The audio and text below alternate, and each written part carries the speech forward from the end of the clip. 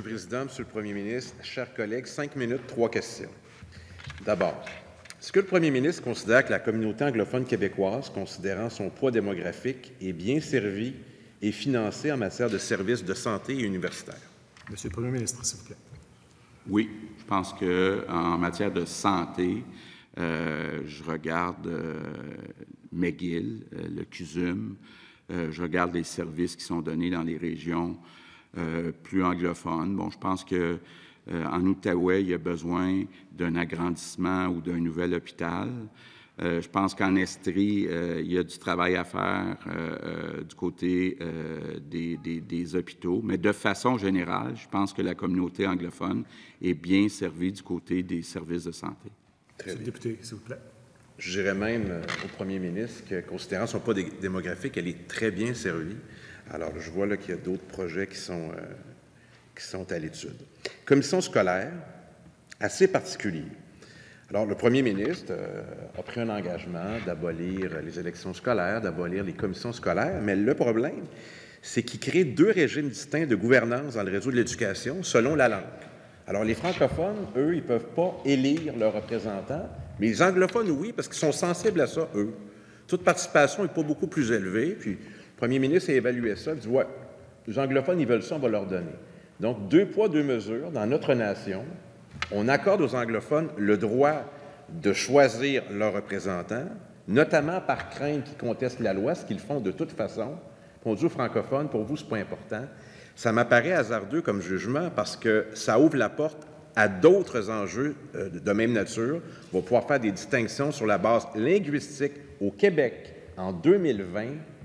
Moi, je trouve ça très particulier. Alors, comment le Premier ministre explique que c'est bon pour les anglophones de choisir leurs représentants, mais pas pour les francophones? Okay.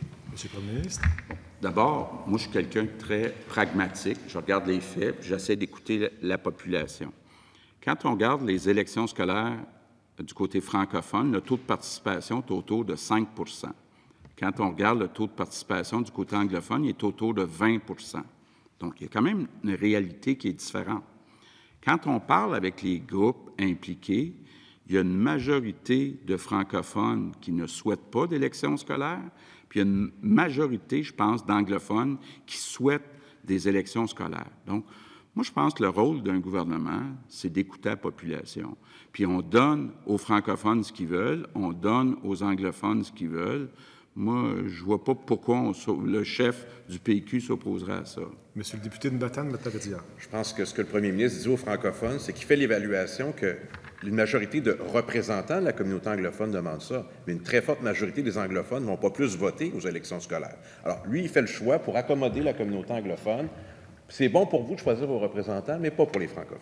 Autre dossier, sa ministre, présidente du Conseil du Trésor, a dit ce matin que les dossiers qu'on retrouvait au projet de loi 61, le défunt projet de loi 61, c'était négociable. Alors, je vais parler du Collège Dawson. Collège anglophone le plus populaire au Québec, près de 8000 étudiants. Et là, ils ont fait une demande, et le seul cégep qui a réussi à s'inscrire dans le projet de loi 61, c'est le Collège Dawson pour un agrandissement de 800, qui permettra l'accueil de 800 étudiants de plus.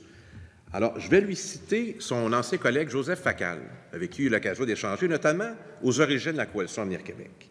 Il considère qu'on finance notre propre assimilation, que les transferts linguistiques dans un écosystème fragile à Montréal fait en sorte de favoriser le passage d'étudiants francophones dans un cégep anglophone. Et c'est encouragé par un symbole très fort, qui est celui de choisir le Collège Dawson dans ces circonstances. Le Mouvement Québec français, Joseph Facal, l'ensemble des chercheurs sérieux sur ces questions-là, on partage la même opinion que le Premier ministre envoie un message inquiétant sur les transferts linguistiques.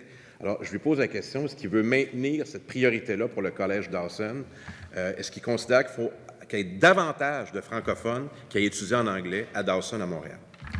C'est 10 secondes, Monsieur le Premier ministre. Désolé. Okay. Bien, Monsieur le Président, j'ai été au Parti québécois, puis c'est un sujet qui ne fait pas l'unanimité. Est-ce que les francophones devraient avoir le droit d'aller au cégep en anglais? Je sais qu'il y a beaucoup de péquistes qui pensent que oui, il y en a d'autres qui pensent que non. Est-ce qu'il devrait y avoir un équilibre, une limite? ça va faire partie de ce qu'on va regarder avec le projet de loi qui va être déposé par Merci beaucoup. le ministre. Cela dit, en terminant, je dépose